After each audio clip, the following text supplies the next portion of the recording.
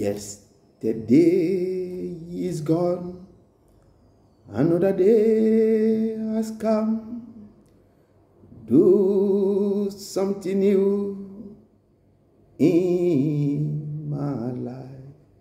Yesterday is gone, another day has come. Oh, do something new in my life. Do something new in my life. Something new in my life. Do something new in my life. Oh Lord, do something new in my life. Something new in my life. Do something new in my life. Oh Lord, do something new in my life.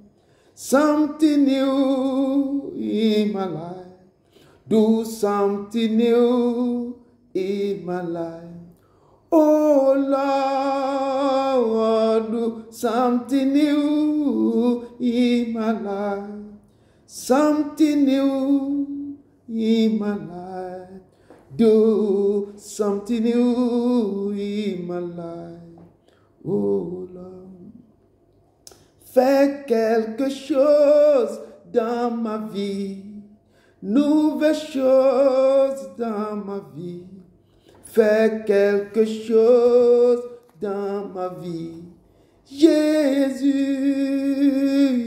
fais quelque chose dans ma vie. Nouvelle chose dans ma vie. Fais quelque chose dans ma vie. Seigneur, fais quelque chose dans ma vie. Jésus, fais quelque chose dans ma vie. Oh, nouvelle chose dans ma vie. Fais quelque chose dans ma vie. Jésus, fais quelque chose dans ma vie. Nouvelle chose dans ma vie. Fais quelque chose dans ma vie. Jésus. Oui, Seigneur, fais quelque chose dans ma vie. Fais quelque chose dans nos vies, Seigneur. Les temps sont durs.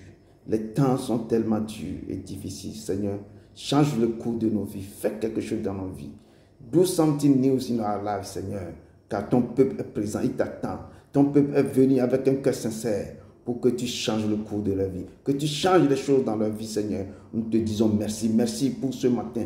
Merci pour tout ce que tu fais. Merci pour tout ce que tu vas continuer de faire en ce jour de sabbat, Seigneur. Que ta main soit sur nos vies. Nous te rendons gloire. Descends au cœur de ton peuple. Descends, Seigneur. Que ton pain blanc remplisse ce lieu, remplisse ce temple, remplisse la maison de tes serviteurs, de tes servants, Seigneur. Nous te rendons gloire. Nous te disons merci. Merci au nom puissant de Jésus-Christ de Nazareth. Amen, amen, amen. Frères et sœurs, ce matin, je vous remercie de votre présence. Je vous remercie dans le nom précieux de Jésus-Christ de Nazareth, de votre présence ici. Le Seigneur est au milieu de son peuple. Le Seigneur est là. Il est là, au cœur de ses enfants.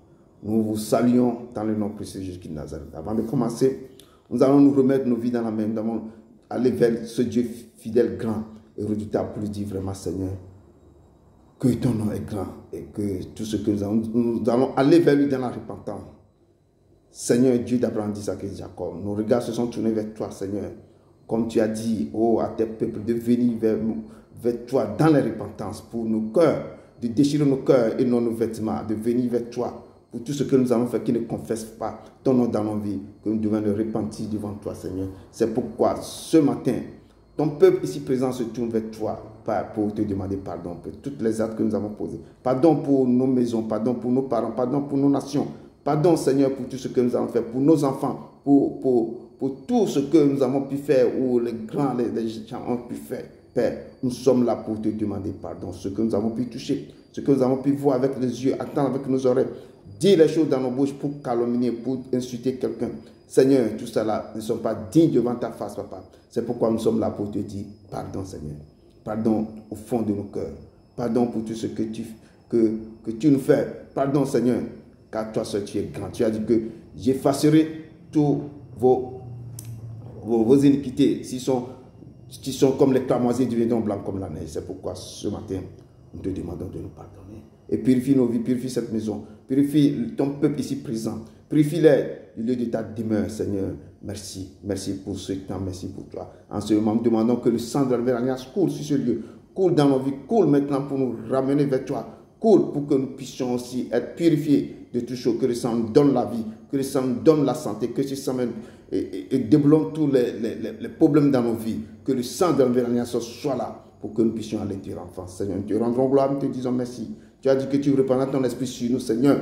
En ce moment précis, nous avons besoin de ton esprit. Besoin de cet esprit, cet esprit de vision, de sagesse, de force, de discernement. Esprit, descend maintenant. Descend. Souffle sur nous, Père. Esprit, viens des quatre vents. Souffle sur ton peuple. Souffle sur moi pour que je puisse libérer ta parole que tu as remis à mon cœur. Seigneur, souffle.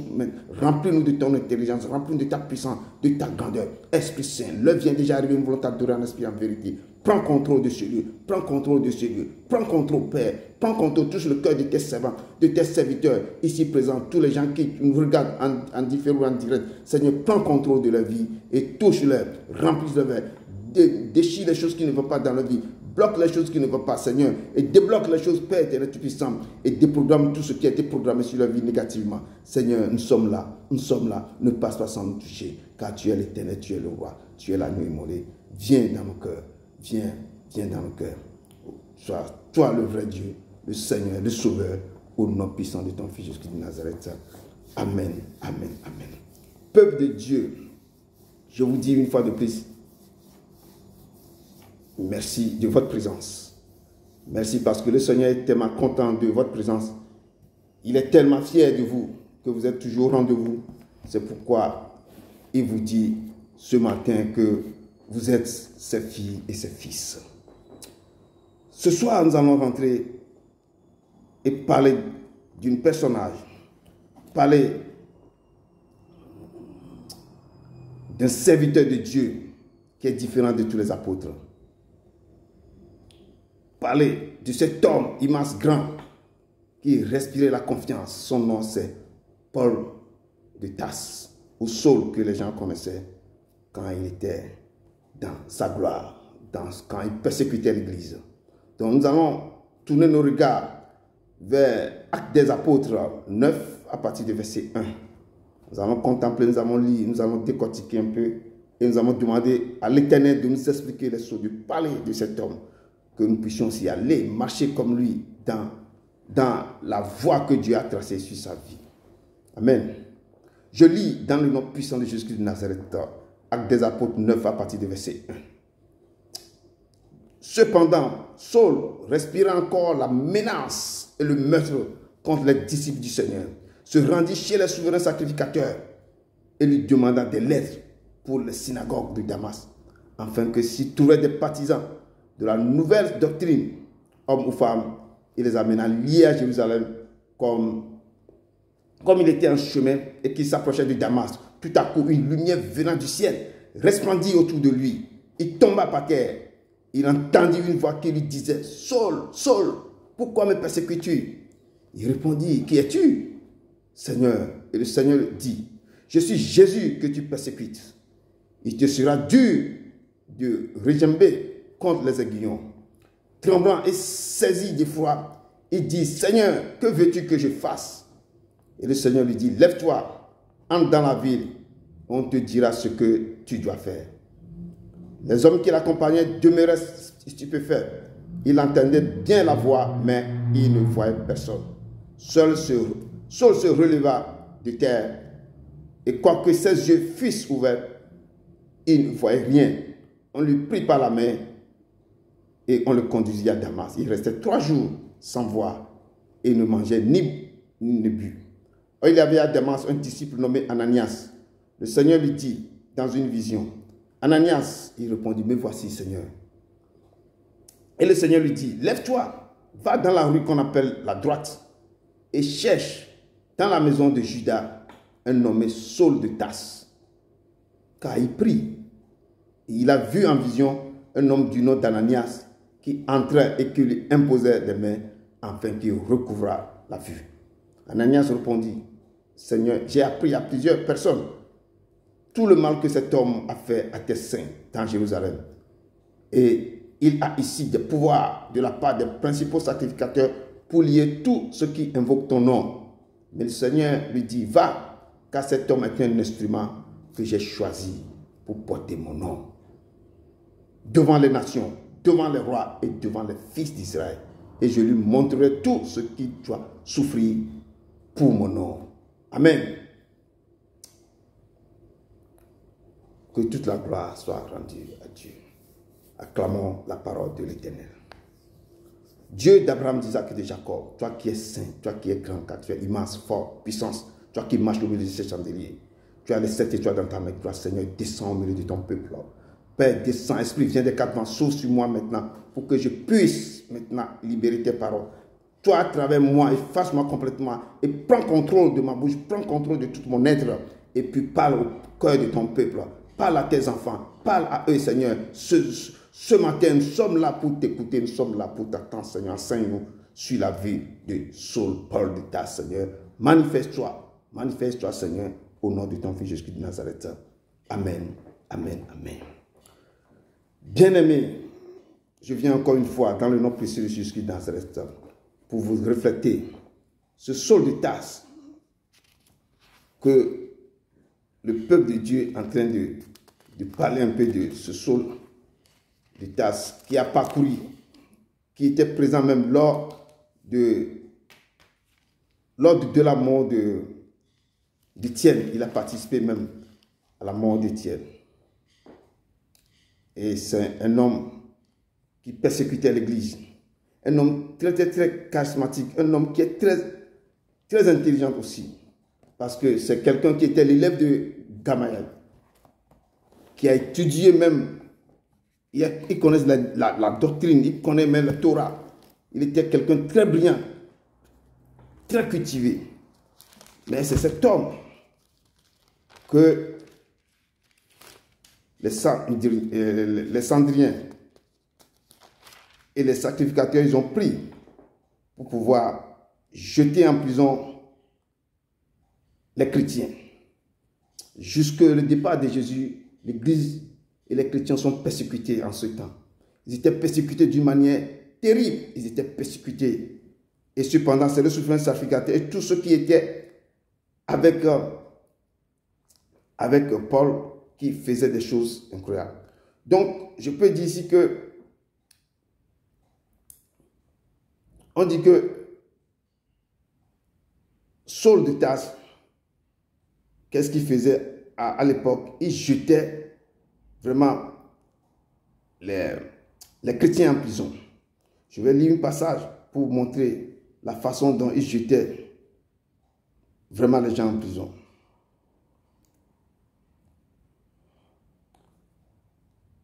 C'est toujours dans le livre de l'Acte des Apôtres.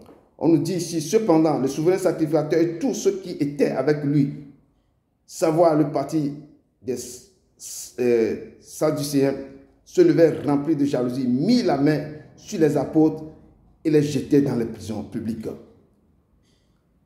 Et tout le temps, on jetait des femmes, on jetait des chrétiens, toujours dans les prisons. Mais on ne sait pas vraiment comment ça doit continuer. Mais ce que je peux dire en ce moment, que les chrétiens en ce moment souffrent. Les disciples aussi ont des problèmes. Ils ne savent pas comment ils vont s'en sortir. Et Saul de Tarse a reçu de pouvoir, a reçu des notifications, a reçu vraiment un mandat de persécuter l'Église. De persécuter l'Église partout, des chrétiens. Il ne veut même plus que les gens se lèvent et parlent de Jésus. Il veut taire ce nom. Donc l'Église continue pas à souffrir en ce moment. Donc, Saul, que je peux dire, c'est un homme très intelligent que je viens de dire, un homme cultivé, un homme avisé. Donc, on lui a donné ce rôle et il parcourait tout le synagogue, il parcourait les villes, il parcourait partout. Dans laquelle jetait des femmes, jetait des hommes, jetait des gens en prison. Et sa renommée était tellement grande à cette époque. Mais il y a quelque chose qui s'est passé. Il avait appris que les chrétiens, les disciples, ont fui pour aller à Damas. Et c'est là que Saul de Tarse, ayant entendu cela, commençait par prendre la route pour aller à Damas. Donc il a quitté Israël, il se met sur la route de Damas. Sur la route de Damas, quelque chose de terrible s'est passé. Il s'est produit des choses incroyables. La parole de Dieu nous dit que comme il était en chemin et qu'il s'approchait de Damas, tout à coup une lumière venait du ciel, resplendit autour de lui. Il tomba par terre, il entendit une voix qui lui disait « Saul, Saul, pourquoi me persécutes-tu » Quand tu rencontres le Seigneur, quand l'humain te rencontre, il bouleverse ta vie, il change ta vie. Les choses terribles se passent dans ta vie. Tu peux être n'importe qui. Tu peux recevoir n'importe quel mandat. Mais si tu le rencontres, le Saint des Saints, si tu rencontres Jésus-Christ de Nazareth, ta vie va changer, ta vie va bouleverser. Lui, il est en train de persécuter Jésus-Christ même. Il est en train de persécuter ses enfants, persécuter son église, persécuter ses servantes, jeter des gens en prison. Et Jésus lui-même est descendu pour rencontrer qui est cet homme qui persécute ma vie, qui persécute mes élus, qui persécute ce que j'ai mis sur pied. Il a rencontré la lumière du ciel, il a raconté l'étoile brillante du matin, il a raconté celui qui n'a pas, il a raconté, je peux dire, l'alpha oméga. Et on pose la question, Saul, Saul, pourquoi me persécutes-tu? Pourquoi? Le Seigneur nous pose la question, pourquoi vous me persécutez? Pourquoi vous courez derrière mes oins? Pourquoi vous outragez mes oins? Pourquoi vous les calomniez? Pourquoi vous les insultez? Pourquoi vous les jetez en prison? Pourquoi vous les mettez des choses? Pourquoi vous vous levez contre mes oins et faites des choses impensables? Le Seigneur nous pose la question ce matin. Et Saul répondit, qui es-tu? Le Seigneur lui dit, je suis Jésus que tu persécutes. Il te sera dur de regimber contre les aiguillons. Il te sera dur de regimber contre les aiguillons. Oui. Si on peut voir ça dans Somme, Actes des Apôtres 5, 39, on dit ceci.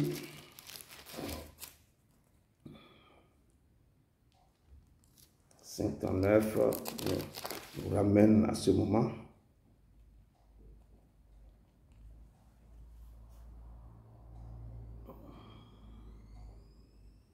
Mais si elle vient, je retourne au verset 38. Et maintenant, je vous le dis, ne vous occupez plus de ces hommes et laissez-les aller. Si cette entreprise ou cette œuvre vient des hommes, elle se détruira. Mais si elle vient de Dieu, vous ne pourrez la détruire. Ne courez pas le risque d'avoir combattu contre Dieu. Donc si les disciples se mettent à prêcher, à parler de la part de Dieu, et vous les persécutez, et la parole ici nous dit, si cette entreprise ou cette œuvre vient des hommes, vous pouvez les détruire. Mais si elle ne vient pas de l'homme, si elle vient de Dieu, et la parole dit, ne courez pas le risque d'avoir combattu contre Dieu. Si vous voulez combattre contre Dieu, vous avez raconté le roc. Vous ne pouvez pas combattre contre Dieu et le vaincre. Et c'est pourquoi le Seigneur lui dit, il te sera dur de regimber contre les aiguillons. Ne courez pas le risque de combattre contre Dieu. Trembla et saisi de foi, il dit, Seigneur, que veux-tu que je fasse? Et le Seigneur lui dit, lève-toi, entre dans la ville et on te dira ce que tu dois faire. Lève-toi et entre dans la ville. Pendant tout ce temps, il était aveugle. Jésus avait dit à Pierre, Pierre, si tu es Pierre, sur cette pierre, je bâtirai mon église. Et les portes de la mort ne proviendront pas sur cette église. Mais c'est Pierre qu'on lui a remis la clé, que sur toi, je bâtirai mon église. Mais Paul, quand on va voir le parcours de Paul, on verra que l'œuvre de Paul, de Saul de Tarse, qui est devenu Paul, son œuvre. Pierre avait reçu la clé, celui qu'on va bâtir l'église, mais qui va propager la parole, qui a parcouru le monde entier, qui a parcouru toutes les grandes villes, Jérusalem, aller dans les Philippiens, aller partout dans ces coins pour propager la bonne nouvelle. Si ce n'est que Paul, Saul de Tarse, parce que Jésus avait dit que cet homme sera un instrument que j'ai choisi pour porter mon nom devant les nations. Mes frères et sœurs, si vous levez contre Dieu, si vous persécutez son église, si vous persécutez, c'est loin. Vous qui se levez, Dieu verra en vous que vous êtes capable aussi de propager sa parole. C'est ce que l'Éternel a fait avec Saul de Tarse. Il a pris Saul, qui est devenu un instrument pour sa vie, un instrument terrible, et cela a commencé. Lui-même, le jour qu'il a rencontré le Seigneur a changé sa vie. Le Seigneur l'a brisé. Le Seigneur a changé le cours de sa vie. Qu'est-ce que le Seigneur a fait? Le Seigneur a changé toute sa vie. Et plus petite note, aujourd'hui, pour voir comment le Seigneur a fait de ce Saul de Tarse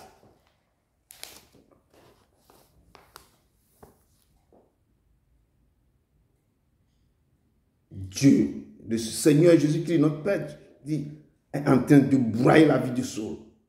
Il est en train de le briser. Il est en train de le sculpter et de le pétrir et de le refaire une autre image selon ce que Dieu veut qu'il devienne comme un instrument pour lui.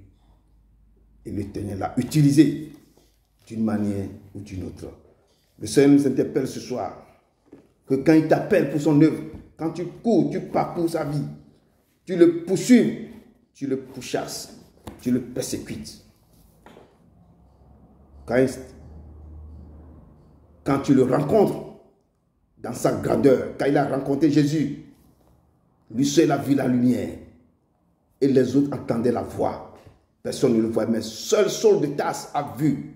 C'est lui qui a vu la splendeur, la grandeur, l'immensité, l'imagination. Ce Dieu immense, grand, fort. Et ce Dieu a apparu à lui dans une lumière éclatante.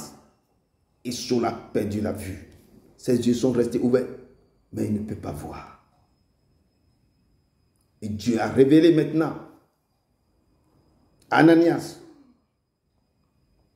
d'aller dans sa vie. Le même moment que Ananias en train de recevoir aussi la révélation, Dieu est en train de parler aussi à Saul. Regardez quelqu'un qui persécute l'église. Le moment qu'il a été choisi pour parler de la part de Dieu, dit que lui-même deviendra un instrument pour moi. Tant qu'il persécute mon église, il va parler de la part. Il va aller là où les autres ne peuvent pas aller parce que lui-même, il connaissait la maison, il connaissait les scribes, les sadduciens qui nous ont envoyés. Il va passer par eux pour parler de ma part. Et il était devenu aveugle. Resté 3 jours. Il est rentré dans le jeûne forcé, 3 jours, sans voir, sans manger.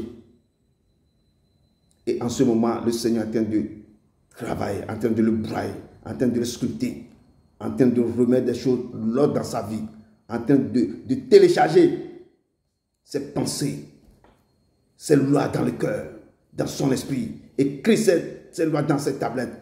3 jours, c'est 3 jours que le Seigneur fait dans la profondeur de la terre.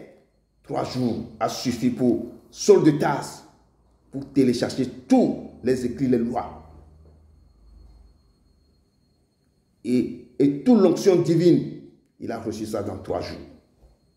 Et quand Ananias est venu imposer la main, les cailloux tombaient sur cette yeux. Saul est devenu une nouvelle créature. Do something new in my life. Something new in my life. Do something new in my life.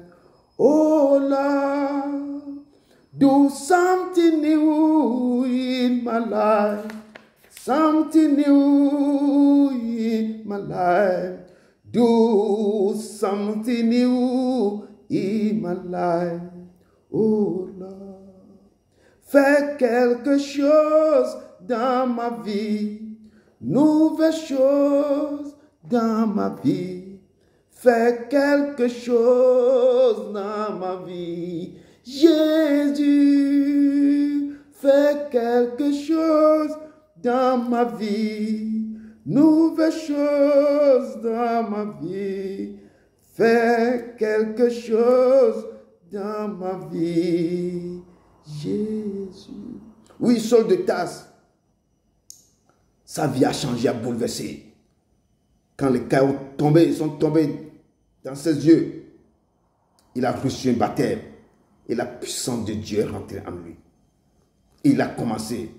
La parole dit au même instant, on dit verset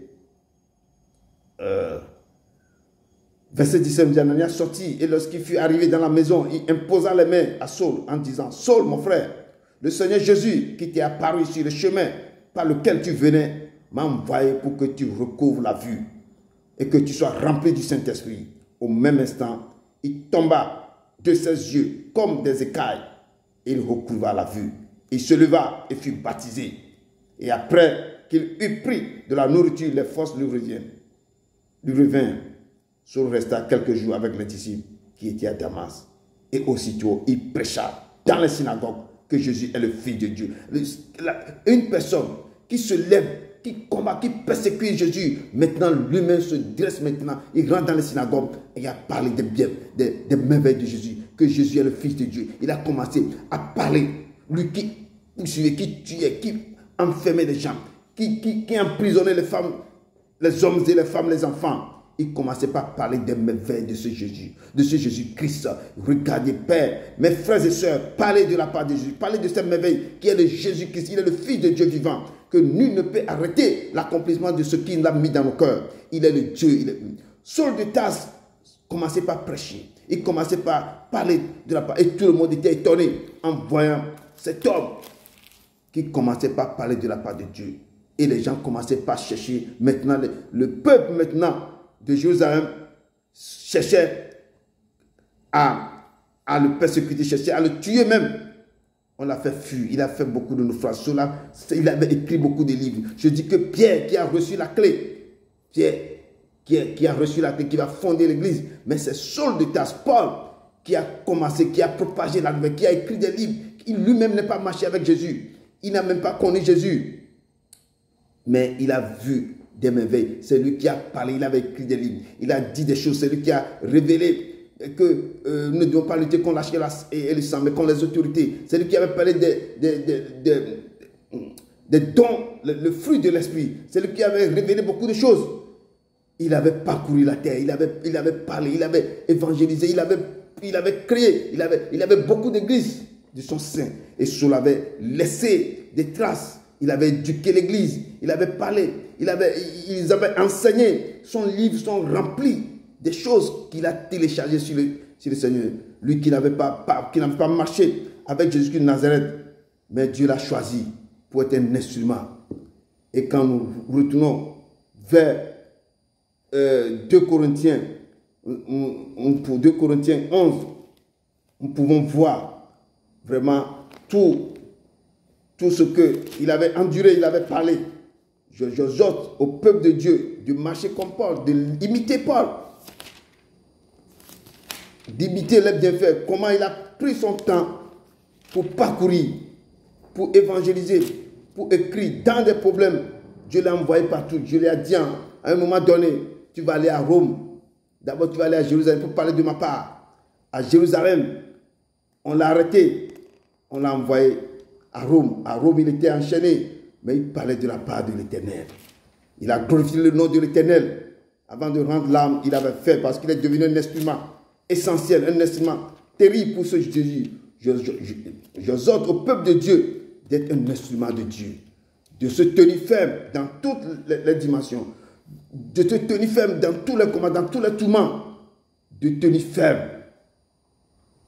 Je lis 2 Corinthiens 11 à partir du verset 23. La parole de Dieu me dit à partir du verset 23 ici, sont-ils ministres de Christ? Je parle en homme qui extravage. Je le suis plus encore par les travaux, bien plus par les coups, bien plus par les emprisonnements, bien plus souvent en danger de mort. 5 fois, regardez ce qu'il est en train de dire, ce qu'il avait subi. 5 fois, j'ai reçu des Juifs, 40 coups moins 1. 3 fois, j'ai été battu de verge. 1 fois, j'ai été lapidé. 3 fois, j'ai fait naufrage. J'ai passé un jour et une nuit dans l'abîme. Fréquemment en voyage, j'ai été en péril sur les fleuves, en péril de la part des brigands, en péril de la part de ceux de ma nation, en péril de la part des païens, en péril dans les villes, en péril dans le désert, en péril sur la mer, en péril parmi les faux frères. J'ai été dans le travail et dans la peine, exposé à de nombreuses veilles, à la faim et à la soif, à des jeûnes multipliés au froid et à la nudité. Quand Paul raconte ses péripéties, il raconte ses souffrances, il raconte quand tu travailles avec Dieu, il dit que Pierre avait demandé à Jésus une fois, nous qui avons tout abandonné et nous te suivons, quelle part nous réserve-t-il? Jésus lui dit, vous avez tout laissé et vous recevez en centuple ce que vous avez laissé, des maisons, des choses, mais avec des persécutions. Donc c'est ça.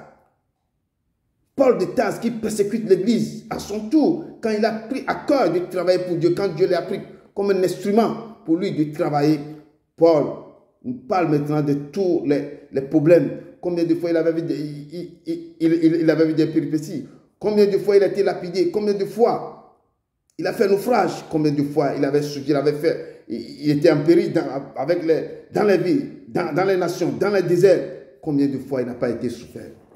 Et Paul nous dit maintenant que, mais avec cœur, il avait travaillé, il avait propagé, il avait évangélisé, il avait donné de tout son cœur ce que Dieu a mis en son cœur de donner à son peuple. Il avait écrit des livres, quand on regarde tous ces livres, Corinthiens, Romains, tous les livres, Galates, tout ça là, Paul avait écrit, avait parlé, avait instruit, avait libéré des paroles que nous sommes aujourd'hui en train de lire, en train de divulguer, en train d'expliquer. Et ce Paul de Tarse nous a enseigné beaucoup de choses. À la fin de sa vie, nous allons essayer de voir aussi ce qu'il nous a dit dans Timothée, vers la fin de sa vie. De Timothée, il a parlé dans 2 Timothée, je ne serai pas long, aujourd'hui je veux seulement parler un peu de cet homme grand. Je te dis, cet homme, il était tellement grand.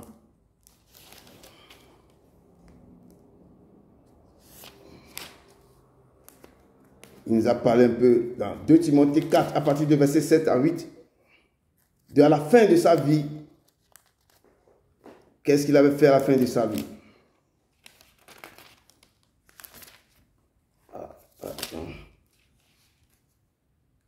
2 Timothée 4, à partir de verset 7 à 8, il me dit dans ce passage, j'ai combattu le bon combat, j'ai achevé la course, j'ai gardé la foi, désormais la couronne de justice m'est réservée. Le Seigneur, le juste juge, me la donnera dans ce jour-là.